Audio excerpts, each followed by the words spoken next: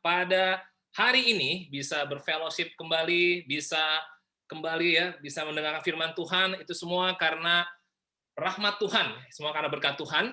Dan kita sudah memasuki bulan yang baru di bulan Maret dengan tema yang baru, yaitu adalah darah Kristus. Ya, by His blood kita juga bisa dimerdekakan. Bulan lalu kita tahu kita belajar tentang kekuatan Tuhan, hikmat dan pengertian dari Tuhan. Itu yang membuat kita sampai hari ini bisa menjalani hidup kita. Amin. Ya, jangan pernah kita merasa mampu menjalani hidup kita karena kekuatan kita sendiri. Oleh karena itu, mari kita siapkan hati kita, mari kita siapkan fisik kita juga yang terbaik untuk kita mendengar firman Tuhan. Mari kita bersatu di dalam doa. Tuhan Allah Bapa kami Tuhan, kami muji Engkau Tuhan. Betul, Engkau adalah Lord God Almighty Tuhan. Tuhan yang Maha Kuasa Tuhan. Tuhan pencipta kami Tuhan, yang tahu Tuhan segala hal yang kami alami hari ini Bapak. Engkau juga memberikan Tuhan firman-Mu Tuhan, impian-Mu Tuhan, protection Engkau Tuhan, perlindungan daripada Engkau Tuhan.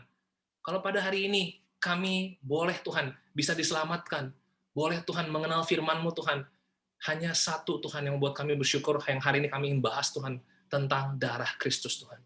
Bantu hamba-Mu Tuhan waktu berbicara, biarlah roh Engkau yang menguasai dan meliputi hamba-Mu Tuhan, sehingga setiap perkataan berasal dari hikmat Engkau saja, dan berkati setiap hati Tuhan yang mendengarkan, supaya semuanya kita bisa semangat Tuhan, dan memiliki cara pandang yang baru, memiliki sikap yang baru Tuhan, hati yang makin diperbarui Tuhan, oleh hanya karena darah Engkau saja Bapak. Terima kasih Bapak, di dalam nama Yesus Kristus, kami berdoa dan mengucap syukur. Amin. Baik, judul khotbah saya hari ini adalah By His Blood. Ya, dan tema besar dalam 2 bulan ke depan adalah Freedom in Christ. Ya, bulan April kita akan belajar tentang bagaimana pengampunan yang cuma-cuma itu juga membuat kita merdeka. Amin. Nah, seberharga apa darah Yesus buat kita? Karena buat saya, sejak saya sekolah minggu ya, waktu saya kecil sampai hari ini, untuk menyanyikan lagu tentang darah Yesus itu udah sering sekali. Untuk melihat dan mendengarkan tentang salib Kristus, itu udah sering sekali. Tapi lama-lama, harga daripada darah Kristus itu, lama-lama bisa seperti hal yang biasa. Kenapa? Karena hidup kita terkonsumsi dengan hal-hal yang kita impikan, hal-hal yang kita jalani. Kadang-kadang masalah membuat kita tidak fokus lagi seberharga apa darah Yesus itu. Ya kadang-kadang juga ada pengetahuan-pengetahuan yang membuat kita juga bisa tidak tahu kebenarannya. Misalnya apa? Dulu saya sering sekali ya segala sesuatunya sudah dibungkus oleh darah Yesus. Sepertinya darah Yesus itu punya kuasa di dalam setiap kegiatan kita. Apakah referensinya daripada fondasi-fondasi yang demikian? Mari kita pelajari dari firman Tuhan. Ya, ada banyak hal tentang darah Yesus yang sering kita dengar, tapi hari ini saya ingin kita jemaat semangat. Karena ada 3 poin hari ini yang saya ingin share, yaitu apa? Berharga, berarti, dan berpartisipasi. Itu semua karena darah Kristus. Ya, darah Yesus sendiri disebutkan ada 427 kali di Alkitab tentang darah. Dan bahkan ini 3 kali lebih banyak dibandingkan kata-kata salib di Alkitab. Dan bahkan 5 kali lebih banyak dari kata-kata kematian Kristus. Jadi, apa yang spesial tentang darah ini? Ya, mari kita lihat di Kejadian pasal 3 ayat 21 ya. Kita ingin tahu apa asal-usulnya tentang darah. Di ayat 21 dikatakan demikian. Dan Tuhan Allah membuat pakaian dari kulit binatang untuk manusia dan untuk istrinya itu. Lalu mengenakannya kepada mereka. Saat itu, Adam dan Hawa jatuh dosa. Kita sudah tahu semuanya itu. Padahal Tuhan Allah bilang, kalau misalnya engkau makan buah pengetahuan baik dan jahat itu, engkau akan mati. Lalu tiba-tiba, Adam dan Hawa nggak mati. Memang mereka mati secara hubungan dengan Tuhan. Tetapi kemudian ayat 21, Tuhan Allah ambil binatang, berarti Tuhan Allah juga yang membuat binatang itu tercurah darahnya, mati, sehingga kulitnya bisa diambil untuk si Adam dan Hawa. Tadinya Adam dan Hawa tutupi ketelanjangannya dengan usahanya sendiri. dengan membuat cawat dari daun. Tuhan Allah melihat apa yang diusahakan manusia tidak pernah bisa menutupi dosanya. Menutupi rasa malunya, nggak bisa. Harus dari Tuhan. Makanya Adam dan Hawa tidak jadi mati. Yang mati yang mana? Binatang yang mati. Darahnya tercurah. Itu adalah asal-usulnya. Kenapa ada darah? Ya, di dalam proses kita menuju kepada Tuhan. Jadi Adam dan Hawa jadi bisa lihat, oh, betapa berharganya nyawa saya. Dan akibatnya darah daripada binatang harus dikorbankan karena nyawa saya berharga. Ya, kalau saya jadi Adam dan Hawa, saya akan bisa lihat betapa berharganya darah ini menyelamatkan nyawa saya. Lalu apa? Di Keluaran 12 ayat 7. Kemudian dari darahnya haruslah diambil sedikit dan dibubuhkan pada kedua tiang pintu dan pada ambang atas, pada rumah-rumah di mana orang memakannya. Ini adalah perjalanan waktu Israel ada di dalam perbudakan bangsa Mesir. Waktu Tuhan Allah mengirim Musa sampai akhirnya ada 10 tulah yang benar-benar dikeluarkan oleh Tuhan supaya Firaun dan Mesir bisa melihat perbuatan hebat Tuhan. Tidak hanya Mesir, Israel juga bisa lihat, bisa kagum mereka. Wow, 10 tulah yang luar biasa yang justru melawan, itu seperti menggambarkan dewa-dewa Mesir, itu dikeluarkan sama Tuhan semuanya. Nah, sampai akhirnya di tulah yang ke-10, Tuhan akan mengambil nyawa anak sulung daripada orang-orang Mesir. Nah, Tuhan kasih tahu sama orang Israel, oke, semuanya harus siapin. Ya, domba yang sudah kamu besarkan selama 1 tahun, kamu sembelih, kamu bubuhkan darahnya di ambang pintu. Nanti kalau malaikat pada saat mau melakukan tulah ke-10 itu, harusnya semua anak sulung di daerah Mesir itu, termasuk orang Israel yang ada di perbudakan, itu semuanya diambil nyawanya. Tapi kalau kamu bubuhkan darah daripada domba yang sudah kamu besarkan setahun itu, maka malaikat akan melewatinya, meluputkan murka Allah. Dan akhirnya anak sulung daripada Israel tidak mati. Kenapa? Karena darah itu yang dibubuhkan di ambang pintu. Buat orang Israel, wow, anak saya itu begitu berharga. Sewaktu ada darah dioleskan di ambang pintu, berarti apa? Betapa berharganya darah ini, seberharga nyawa anak saya. Tapi waktu itu Israel disuruh mempersiapkan. Coba bayangkan, sewaktu Israel, semua orang membesarkan domba selama 1 tahun. Ya, setelah 1 tahun, itu disuruh sembelih. Ya, tiap hari waktu mereka kasih makan, rawat. Ya, itu kan hal yang terbaik yang mereka mau lakukan buat Tuhan. Dan pada saat menyembelih, itu pasti ada hal yang emosional juga. Karena apa? Karena sudah memelihara. Beda kalau misalnya apa? Cuman beli aja. Tapi waktu memelihara dan akhirnya disembelih, itulah seberharga itu darah. Dan sampai akhirnya waktu mereka melihat anak sulung mereka tetap hidup. Wow, berharganya darah tadi. Meluputkan nyawa anaknya. Tadi Adam dan Hawa meluputkan nyawa mereka dari murka Tuhan. Ya, makanya di Charles Spurgeon dalam quotes-nya berkata apa? Morality may keep you out of jail, but it takes the blood of Jesus Christ to keep you out of hell. Kita hidup bukan tentang moralitas. Banyak orang bisa jadi baik.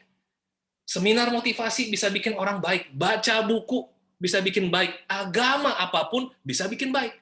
Tetapi itu semua tentang moralitas. Yang membuat kita selamat, tidak kena murka Allah, bahkan di akhirat tidak kena murka Allah, adalah apa? Bukan moralitas, bukan kebaikan kita, bukan perbuatan hebat kita, bukan sedekahnya kita. Tidak satu pun yang bisa menyelamatkan kita. Tapi apa? Hanya darah Yesus yang bisa membebaskan dari neraka. Jadi tidak ada seorang pun di dunia ini, mau dia punya duit banyak, mau dia punya pendidikan yang luar biasa, itu tidak bisa menggantikan keselamatan dia. Kenapa? Itu harganya di hadapan Tuhan murah semua. Harta murah. Pendidikan itu semua murah.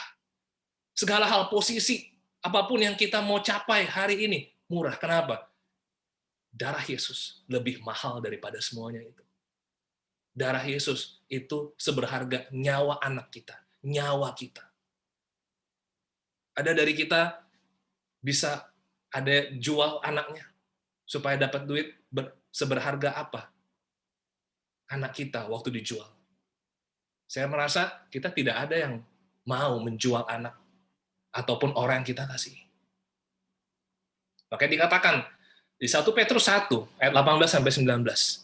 Sebab kamu tahu bahwa kamu telah ditebus dari cara hidupmu yang sia-sia, yang kamu warisi dari nenek moyangmu.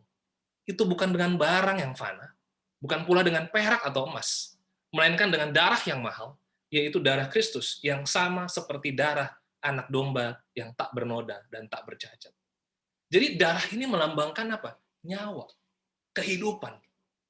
Tidak ada darah, kehidupan habis.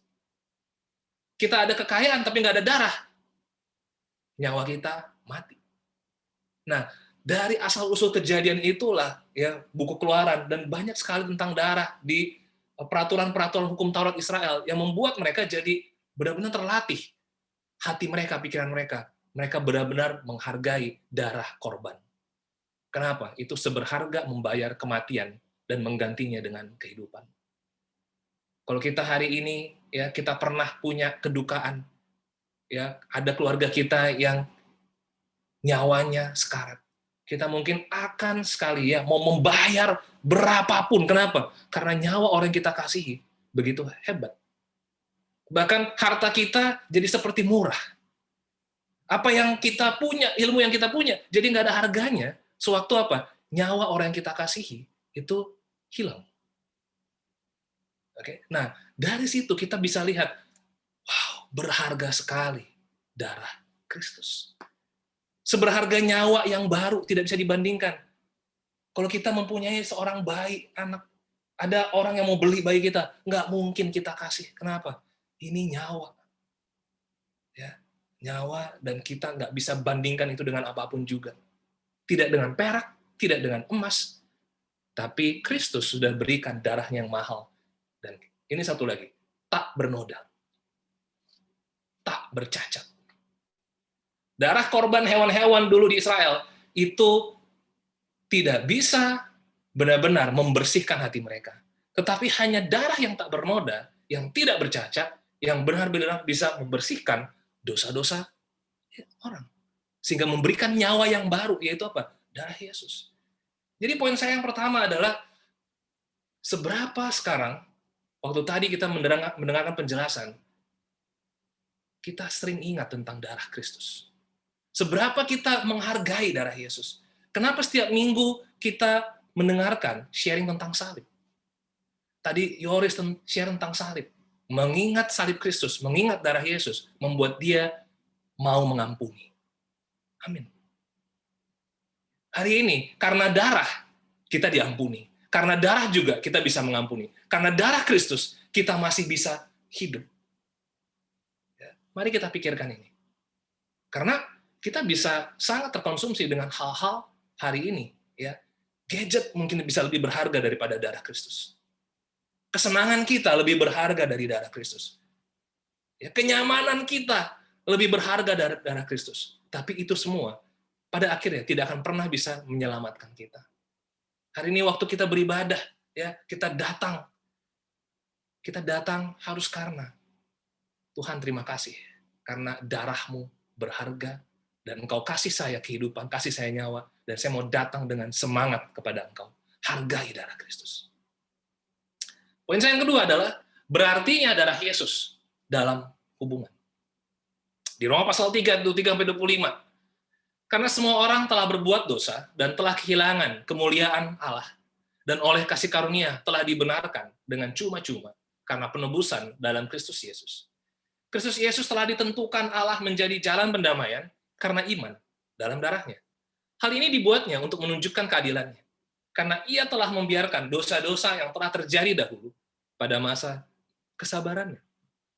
Jadi, waktu buku Roma ini ditulis, mungkin begitu banyak orang Israel yang mereka melakukan dosa ataupun mereka lupa ya ini korban, ya, bakar korban atau apa, karena mereka sudah casual ya di dalam zaman itu sudah ya biasa-biasa aja lah. Tapi kenapa Kristus nggak hukum mereka? Kenapa Tuhan nggak hukum mereka? Karena apa?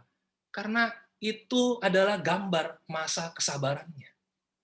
Jadi kalau Tuhan masih sabar, jangan lihat bahwa, oh berarti saya baik. Karena saya baiklah, makanya saya nggak dihukum. Tidak satu pun kita yang baik. Saya pun tidak baik. Semua berbuat dosa. Telah kehilangan kemuliaan Allah. Kenapa? Segala pemikiran kita, segala hati yang muncul dari dalam, itu membuat kita kehilangan kemuliaan Allah. Kenapa? Dosa. Tapi kalau kita nggak terhukum hari ini, ya itu karena kesabarannya, bukan karena kita baik. Saya dulu sering salah pikir bahwa apa? Wah, saya diberkati Tuhan nih. Oh, ini mungkin karena saya kemarin melakukan firman Tuhan. Karena kemarin saya nggak mau jatuh dosa, makanya sekarang Tuhan berkati. Tidak ada seperti itu. Itu hanya karena kesabaran Tuhan. Kalau Tuhan pun mau memberkati orang, dia memberkati orang bukan karena kita baik. Tapi dia memberkati orang, baik kepada orang yang baik sama orang yang jahat, dia juga berkati. Kenapa? Itu Matius 5. Kita sudah baca itu. Karena Bapa di sorga itu sempurna. Nah, jadi di sini ada 3 hal yang saya mau jelaskan di poin kedua ini tentang kenapa darah Yesus itu berarti. Kenapa? Karena darah Yesus membuat kita dibenarkan, darah Yesus membuat kita ditebus, dan darah Yesus membuat kita didamaikan karena iman dalam darahnya. Jadi kadang-kadang kita yang pakai logika, masa sih karena darah bisa begini? Nah, ini tergantung, ya, tergantung kita percaya atau tidak. Karena kita tadi udah lihat ya, kronologis dari perjanjian lama, itu semuanya tentang darah. Dan kalau kita percaya tentang itu, disitulah kita akan benar-benar menerima. Kita dibenarkan, kita ditebus, kita didamaikan. Bagaimana penjelasannya? Tentang dibenarkan. Kalau kita dibenarkan, itu semua menunjukkan apa? Keadilan Tuhan. Apa itu keadilan? Karena kita manusia sering punya definisi keadilan seperti masing-masing. Kalau ada yang buat kita kesel, dia harus kita buat kesel juga. Itu keadilan menurut kita. Kalau ada yang buat hidup kita menderita, dia harus bertanggung jawab atas penderitaan yang saya alami karena kelakuan dia. Oke? Nah, ini adalah gambar seseorang sewaktu dia divonis hukuman mati. Ada gambar juga keluarga yang merasa waktu anaknya dihukum mati atau keluarganya dihukum mati, itu bagaimana reaksinya? Kenapa orang dihukum mati? Seganjar dengan perbuatannya. Nah, lihat ya, dosa itu membuat Adam dan Hawa itu harus mati. Oke, jadi harus ada yang mati. Kenapa? Kalau ada yang berdosa, itu harus dihukum. Dan hukuman dosa itu apa? Kematian. Dan kita sebagai manusia, kita perlu bertanggung jawab atas dosa. Dosa apa aja? Waktu kita pikiran negatif kemarin. Waktu saya ada pikiran cabul. Waktu saya ada hawa nafsu, nggak bisa kontrol waktu. Sehingga saya terus-menerus di hal itu. Dan saya bodoh amat dengan hubungan dengan Tuhan. Atau waktu saya mau menolong saudara-saudari. Tetapi apa? Aduh, saya nggak maulah. Saya nggak suka mereka. Waktu ada kesombongan, dikasih tahu, kita membantah. Kita nggak jelaskan hati kita. Kita nggak rendah hati. Itu semua kita perlu tanggung jawab atas dosa itu. Ya, bagi kita yang sudah belajar tentang dosa, ya kita perlu bertanggung jawab. Ada ganjarannya semua. Nah, Tuhan itu adil. Kenapa adil? Karena apa yang salah, itu harus dihukum. Makanya siapa yang dihukum? Harus ada yang dihukum. Anaknya dikirim. Kalau Adam dan Hawa, binatang yang kena hukuman. Tapi bukan tidak ada yang dihukum. No. Itu kalau tidak ada yang dihukum, itu tidak adil. Tetapi waktu ada dihukum, itu berarti adil. Dikirimlah anak yang tunggal sebagai substitusi kita untuk mati ambil hukuman itu. Yesus yang tanggung semuanya itu. Sehingga karena Tuhan adil, dia membuat kita dibenarkan. Jadi kita harus mengerti definisi keadilan berdasarkan persepsi Tuhan. Bukan persepsi kita. Kadang-kadang kita menciptakan keadilan berdasarkan persepsi yang ada di dunia ini. Kenapa dia perlakuan saya begitu? Harusnya dia begini dong. Ya, kok mana hak saya? Saya sebagai seorang keluarga harusnya saya diperlakukan begini dong. Saya sebagai seorang saudara harusnya saya diperlakukan seperti ini. Mana keadilan? Nah, mari kita kembali kepada keadilannya Tuhan. Sebenarnya nggak adil kalau kita yang tidak dihukum. Harusnya kita yang dihukum. Tapi karena Tuhan adil, dia tetap ambil hukuman itu. Kenapa? Karena jiwa kita itu berarti buat Tuhan. One soul manusia itu berarti buat Tuhan. Sehingga anaknya yang tanggung demi keadilannya. Dan kita jadinya dibenarkan. Apa artinya dibenarkan? Dianggap benar. Nggak lagi dipandang sebagai orang yang salah. Tidak lagi dipandang sebagai orang yang berdosa. Itu luar biasa. Pertanyaannya, apakah darah Yesus berarti nggak? Dan darah Yesus itu membuat kita dibenarkan. Sangat berarti kita di mata dia. Apakah darah Yesus berarti buat kita? Amin. Mari kita punya damai sejahtera. Hanya karena kita dibenarkan, kita bisa damai. Kalau kita hari ini, kita simpan semua kesalahan kita pikirin terus, ya ini, saya bersalah, saya buat dosa ini, besok kita masih simpan rasa-rasa bersalah itu, pasti nggak damai sejahtera. Tapi apakah kita mengimani darah Yesus? Bahwa apa? Dia udah benarkan saya. Saya mau berdoa lagi. Dan saya mau mengimani ini. Terima kasih Tuhan, ampuni yang kemarin. Hari itu diampuni nggak? Diampuni. Ya, kita tahu, kita perlu saling mengaku dosa sesama murid Yesus. Itu adalah doktrinnya dari 1 Yohanes 1 ayat 7. Jangan luputkan doktrin itu. Mari kita saling mengaku dosa dan kita dibenarkan. Karena darah Kristus. Next. Ya, darah Yesus juga membuat kita ditebus. Apa artinya? Biasanya pernah jelaskan ini. Ya. Sebenarnya tentang ditebus itu menunjukkan kasih karunia Tuhan. Ya, di Galatia 6 ayat 17 di dalam versi New Living Translation dikatakan, "From now on, don't let anyone trouble me with these things, for I bear on my body the scars that I show I belong to Jesus." Apa maksudnya scars? Luka. Ada bercak, ada tanda. Nah, saya pengen jelaskan ini ya. Kenapa ada kata-kata I belong to Jesus? Ini saya jadi milik Kristus. Kenapa ada luka di dalam tubuh saya? Nah, ini adalah kiasan seperti apa? Kalau dulu ya budak dia kerja pada tuannya. Waktu budak kerja pada tuannya, di hukum Taurat dikatakan 6 tahun lamanya. Lalu tahun yang ke-7 dia boleh merdeka, dia boleh bebas. Tapi sewaktu budak itu kerja pada tuannya dan dia akhirnya senang sama tuannya, dia punya hubungan juga bagus sama tuannya, dia lihat, wah tuannya ini luar biasa. Saya kalau hidup di sini dalam keluarga dia itu luar biasa. Lalu apa? Tahun ke-7, sebenarnya tuannya tidak ada hak lagi untuk memiliki dia dan untuk mempekerjakan dia. Tapi waktu dia bisa bebas kemana aja, sebenarnya dia bisa pilih tuan lagi yang lain. Karena budak itu di dalam strata orang Israel itu tidak bisa punya kuasa. Dia akan menghamba kepada siapapun. Ya, pada saat itu dia memang bebas dari tuan yang satu. Tapi setelah itu bagaimana? Ya. Nah, sama kayak kita. Kita mungkin bisa aja kita bebas dari sesuatu hal. Waduh, dari masalah bebas. Tapi apakah kita akan punya tuan yang lain? Kita akan punya Tuhan yang lain waktu kita, saya punya kenyamanan ini, saya punya kesenangan ini. Kadang-kadang masalah jadi Tuhan kita.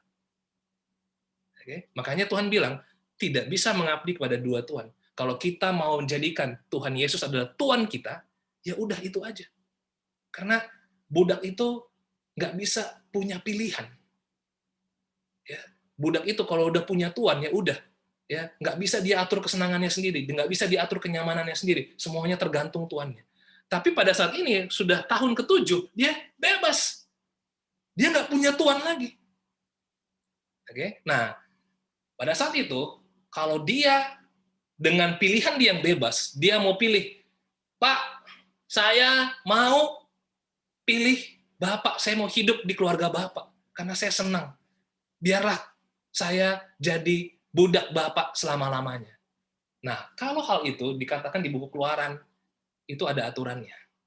Kalau begitu, karena kamu sudah memilih dengan pilihan bebasmu untuk di dalam saya, kalau gitu harus ditembus ya telinganya. Ya kalau Ibrani bilang ditimbus. Ya, telinganya itu telinganya itu ditempelkan ke pintu, lalu ada paku, ya, lalu dipalu itu sampai telinganya ada bolong. Nah, waktu bolong itu darah keluar. Sekali lagi, darah. It's a blood. Ya. Itu darah keluar, lalu setelah itu dia punya tanda bahwa apa? Inilah milik Tuan selama-lamanya. Misalnya apa? Tuannya namanya Tuan Andi. Berarti apa? Saya milik Andi selamanya. Saya adalah budak Andi. Saya adalah hamba Andi. Seperti itu. Setelah itu, dia menjadi satu keluarga di dalam keluarga tuannya. Dia bisa hidup di dalam rumah tuannya. Selama-lamanya. Apa maksudnya? Lubang pada telinga. Kenapa telinga? Karena dia akan patuh pada suara tuannya selama-lamanya. Tapi, karena itu pilihan dia sendiri. Bukan pilihan tuannya, bukan. Karena dia udah bebas. Sekarang dia dengan kebebasan dia mau pilih. Ya udah. Tapi ada syaratnya. Telinganya harus ditimbus karena kamu akan jadi budak saya selama-lamanya. Oke, nggak apa-apa. Saya mau patuh pada suara Tuhan. Itu keputusan sukarela. Karena apa? Karena saya mengasihi keluarga Tuhan ini. Saya senang berada di sini. Saya udah lihat. Karena sukarela. Tidak ada paksaan. Ini karena kemerdekaan. Lalu apa? Dia akan serahkan haknya kepada tuannya. Ya, hak-hak saya biar Tuhan yang atur. Saya tidak ada hak saya untuk mengatur hidup saya. Nggak ada. Saya serahkan semua hak hidup saya kepada Tuhan. Itu artinya waktu si budak mau memutuskan hidup selama-lamanya. Lalu apa? Si tuannya itu harus bayar harga yang mahal, dan itu transaksinya itu secara publik. Dan semua orang tahu, wah, mahal sekali harganya. Ya, karena dia, dan berarti tuannya ini benar-benar apa? Harus bayar harga. Ya. Jadi ini berarti tuannya benar-benar dia secara hati memang saya juga mau memiliki dia. Ya, dan semua orang secara publik tahu, oke, budak itu milik siapa selama-lamanya. Semua orang harus tahu. Setelah itu apa? Itu menjadi hak milik tuannya karena sudah ditebus permanen dan menjadi bagian keluarga tuannya. Dan di tubuhnya ada tanda namanya. Hamba siapa? Hamba Andi. Budak Andi sebagai merek. Makanya nggak heran, tadi Paulus bilang apa? Pada tubuhku ada tanda-tanda milik Yesus. Kalau scars-nya dia udah banyak. Ya, dia dicambuk berapa kali, dia dipukul berapa kali, itu bercak-bercak itu. Ya, benjol-benjolnya dia. Itu adalah tanda bahwa saya adalah milik Kristus. Kalau budak-budak Yahudi pada saat itu, lubang telinganya orang akan lihat, oh, kamu udah milik seseorang ya selama-lamanya. Oke? Nah, ini luar biasa. Kalau kita mengerti ini, hari ini kita ingatkan lagi. Waktu dulu saya pilih Kristus, waktu saya dibaptis, benar nggak? Karena saya mau patuh dan itu adalah keputusan sukarela saya. Karena saya mengasihi Yesus selama-lamanya. Nggak ada hak saya untuk mau mengatur hidup saya. Kenapa? Saya mau lihat firman Tuhan, saya mau tahu rencana Tuhan, dan saya mau hidup di dalam firman. Itu harus secara sukarela. Nggak ada paksaan.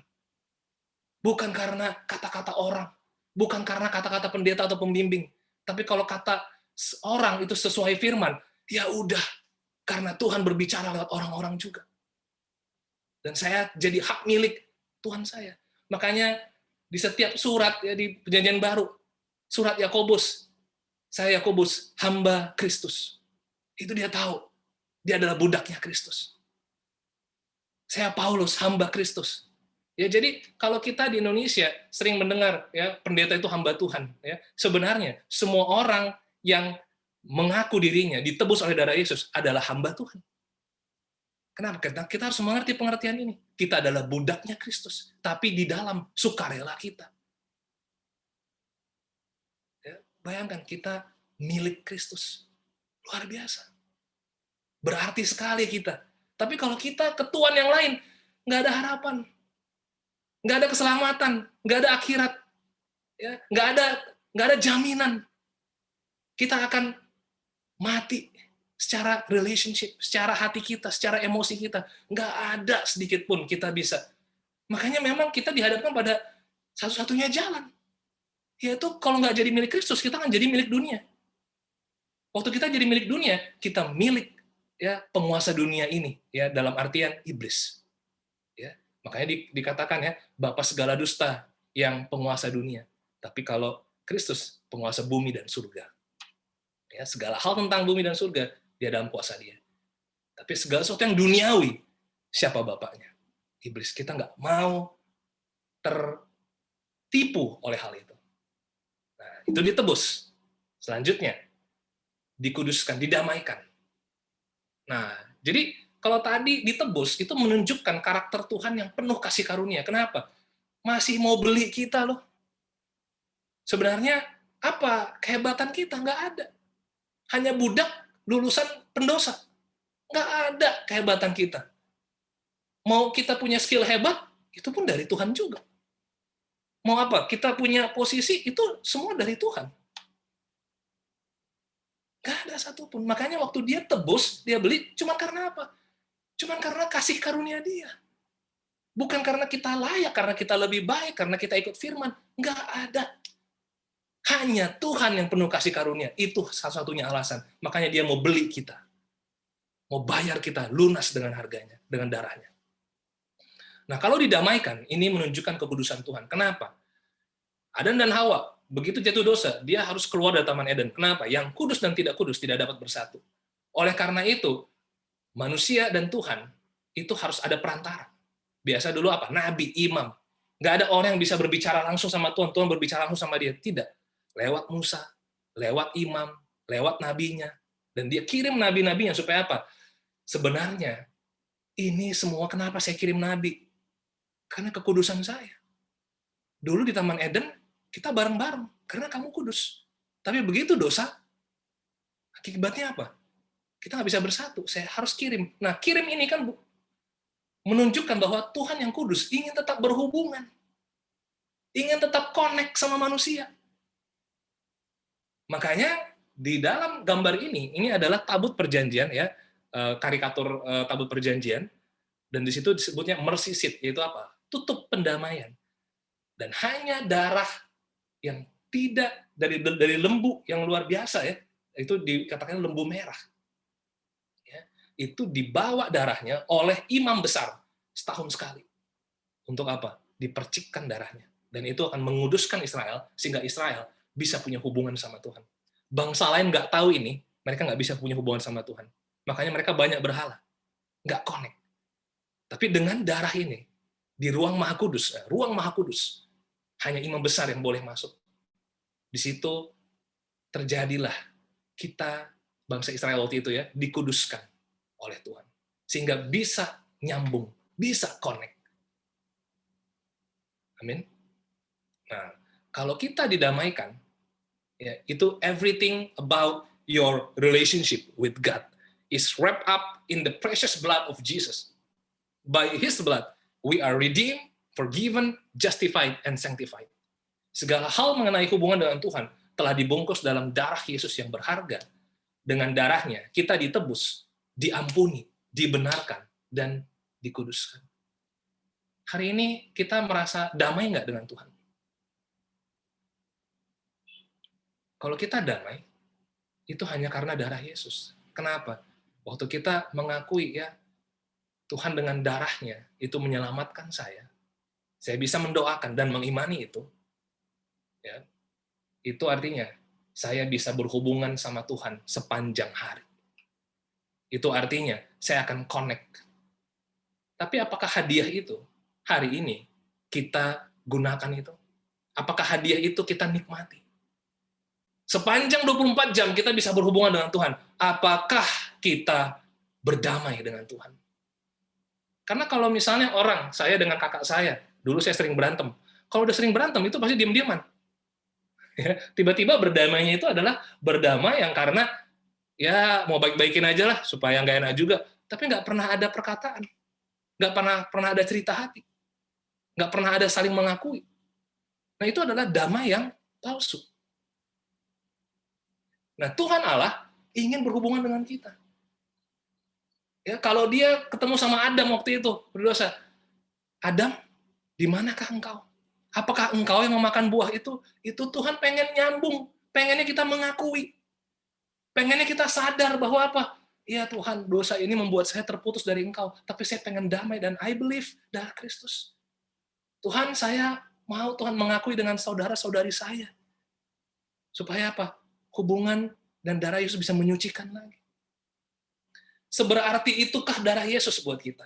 Seberarti itukah hubungan dengan Tuhan di dalam kita? Tuhan sudah kasih kuasa dibenarkan, ditebus, didamaikan. Berartikah darah Tuhan buat kita untuk hubungan kita dengan Tuhan? Ya, dulu saya hubungan dengan Tuhan yang penting apa? Saya nyanyi-nyanyi aja buat Tuhan. Saya main gitar, saya nangis-nangis buat Tuhan. Saya baca-baca Bible, tapi apa? Ada dalam hati saya tetap nggak damai. Ada dalam hati saya merasa bersalah. Ada dalam hati saya, ya, saya sepertinya bukan milik Kristus. Jadi ada insecurity dalam diri saya. Tapi insecurity itu bukan harus dibayarnya dengan apa? Langsung penyembahan, langsung nyanyi-nyanyi. Enggak. Enggak ada dalam firman Tuhan, dosa dibayar dengan nyanyi. Enggak. Dosa dibayar dengan langsung baca Bible. Tidak. Iman kita di dalam darah Kristus. Sehingga kita mau dibenarkan. Kita mau dikuduskan, didamaikan, dan ditebus oleh Kristus. Sehingga apa yang terjadi? Yang poin terakhir, kita berpartisipasi karena darahnya. Nah, bagaimana penjelasannya? Kita lihat di Roma 6 ayat 17-19. Tetapi syukurlah kepada Allah. Dahulu memang kamu hamba dosa, tetapi sekarang kamu dengan segenap hati telah mentaati pengajaran yang telah diteruskan kepadamu. Kamu telah dimerdekakan dari dosa dan menjadi hamba kebenaran. Aku mengatakan hal ini secara manusia karena kelemahan kamu. Sebab sama seperti kamu telah menyerahkan anggota-anggota tubuhmu menjadi hamba kecemaran dan kedurhakaan yang membawa kamu kepada kedurhakaan. Demikian hal kamu sekarang harus menyerahkan anggota-anggota tubuhmu menjadi hamba kebenaran yang membawa kamu kepada pengudusan. Jadi kita akan berpartisipasi dalam pengudusan. Apa artinya? Dulu kita hamba dosa. Ada aja dosa yang nggak bisa kita luputkan. Kok jatuh itu melulu ya? Kok itu lagi, itu lagi? Itu artinya kita adalah hamba dosa itu. Kita harus hidup dengan itu. Itu baru normal. Ya. Dan mungkin dalam doa kita, Tuhan, ampuni Tuhan. Pokoknya dosa itu saya belum bisa, Tuhan.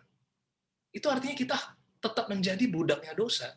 Dan penebusan Tuhan, pendamaian Tuhan, pembenaran Tuhan, itu sepertinya nggak ada artinya di dalam hidup kita. Itu kayak kita singkirkan. Kenapa? Karena kita masih menyukai dosa itu. Tapi kalau kita mengerti betapa berartinya darah Yesus seperti poin kedua tadi, mari kita cintai dan taat pengajarannya. Yesus Kristus aja di Ibrani pasal 5 bilang apa? Dia sebagai anak, dia taat dari apa yang dideritanya. Kalau dia sebagai anak, dia taat. Apalagi kita, sebagai manusia pendosa, yang sudah dijadikan milik Kristus. Kita adalah milik Kristus, kita merdeka. Kita bukan lagi budak apa-apapun. Kita bukan budak manusia, bukan budak peraturan, tapi kita budaknya Kristus. Makanya kita mau cinta dan taat pengajaran. Kalau kita nggak mencintai firman Tuhan, kalau kita nggak mau diajar, kita seakan-akan jadinya tertipu, ya sepertinya kita ngerasa terkekang. Apa sih ini firman Tuhan ngatur-ngatur terus? Aduh, nggak bebas banget. Ya, jangan lupa betapa berartinya hidup kamu dan betapa berartinya darah Yesus. Nggak ada darah Yesus, kita nggak hidup. Kita maut. Tapi kalau Yesus sudah tebus kita, sudah benarkan kita, damai kita, ya udah, cintai dan taat pengajarannya. Segenap hati. Jangan kasih 70%, jangan kasih 20%, 100%. Itu namanya pengudusan. Pengudusan itu artinya apa? Kita pendosa, tapi kita mau 100% mencintai. Kalau jatuh gimana? Akui lagi. Bangkit lagi, taat lagi pengajarannya. Itu namanya nanti akan menjadi hamba kebenaran. Kenapa?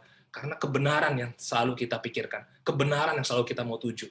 Prinsip-prinsip yang membuat kita selalu merasa bersalah, selalu merasa nggak oke, selalu kayaknya gini-gini aja, itu adalah hamba dosa. Kenapa? Karena iblis selalu mau tipu kita, mau dakwah kita. Tapi kalau kita dalam proses pengudusan, karena kita udah jadi milik Kristus, pengudusan ini akan berlanjut sampai kita dipanggil Tuhan. Teruslah cinta dan taat pengajaran. Lalu apa? Serahkan tubuh, hidupi kebenaran. Kalau biasa mulut kita ya mengeluarkan kata-kata yang tidak membangun orang, serahkan tubuhmu untuk hidupi kebenaran. Kalau pengajaran Kristus maunya apa sih? Mulut itu dipakai untuk apa? Kalau mata kita sering melihat hal yang pornografi, atau hal-hal yang kita senangi, tapi kita tahu itu membuat hubungan kita sama Tuhan juga tidak makin dalam. Serahkan matamu. Doakan, Tuhan, saya mau serahkan. Saya nggak mau pegang lagi buat milik saya dan untuk hawa nafsu saya. Tangan saya nggak mau miliki ini sendiri untuk hawa nafsu saya, untuk kesenangan saya. Tapi saya mau serahkan tangan saya, serahkan kaki saya. Kalau saya mau berjalan, saya berjalan karena saya mencintai Tuhan. Itulah namanya kita milik Kristus dan kita jadi berdamai dengan Tuhan. Kita sudah didamaikan, tetapi hidup yang damai hanya dengan pengudusan seperti ini. Serahkan tubuh, serahkan hati kita, pikiran kita, pagi sampai malam, apa yang kita pikirkan. Kalaupun ada masalah, mari kita serahkan pikiran kita, kita mau renungkan lagi kebenaran. Karena hanya dengan itu kita hidup dalam pengudusan. Ya, mungkin ada kelemahan masa lalu kita, tapi apa? Harus sering dalam sehari itu, serahkan lagi, ambil hubungan dengan Tuhan. Supaya waktu nanti pengudusan terus berlanjut, itu kuasa Tuhan membuat kita jadi budaknya kebenaran, hamba kebenaran. Berpartisipasilah dalam pengudusan, jangan pernah capek. Yang terakhir, ya, berpartisipasi dalam apa? Pemberitaan. Wahyu 12 ayat 11 mengatakan apa? Dan aku mendengar suara yang nyaring di sorga berkata, sekarang telah tiba keselamatan dan kuasa dan pemerintahan Allah kita. Dan kekuasaan dia yang diurapinya, karena telah dilemparkan ke bawah pendakwa saudara-saudara kita. Yang mendakwa mereka siang dan malam di hadapan Allah kita. Dan mereka mengalahkan dia oleh apa? Darah anak domba dan oleh perkataan kesaksian mereka. Amin. Karena mereka tidak mengasihi nyawa mereka sampai ke dalam maut. Wow. Ini orang-orang yang mengerti, didamaikan, dibenarkan, ya, ditebus oleh Kristus. Kenapa? Karena kita sekarang ada dalam pemerintahan Allah. Siapa yang berkuasa atas kita? Yesus. Siapa memerintah kita? Yesus. Ya, memang ada pendakwa, yaitu apa? Si iblis yang siang dan malam. Jadi bayangin, mau ada matahari, nggak ada matahari, mau pagi, siang, ataupun malam, si iblis nggak akan pernah berhenti goda pikiran kita. Si iblis nggak akan pernah berhenti, supaya apa? Supaya kita tidak fokus lagi sama darah Yesus. Nah, satu kata, lawan. Dengan apa? Kamu harus bersaksi.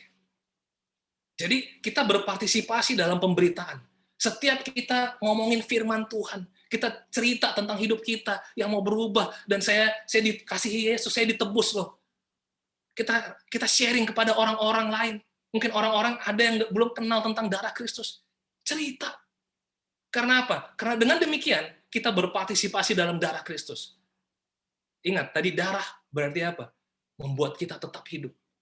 Dengan kita bercerita, dengan kita share kesaksian kita, dengan kita reach out orang, beritakan, itu artinya kita, darah itu tetap membuat kita hidup, ya, dan kesaksian itu membuat orang lain bisa punya kehidupan. Kenapa? Karena darah Yesus akan mereka kenal dan mereka akan imani, dan mereka akan punya kehidupan di dalam Kristus karena mereka akan menjadi milik Kristus. Amin. Itu semangat yang harus kita punya karena kita mengenal dan berpartisipasi di dalam darah Kristus. Hari ini hampir setiap hari saya bisa sharing firman. Saya bisa study Bible dengan orang. Itu membuat saya makin kuat. Kenapa? Karena darah Kristus saya semakin bisa renungkan.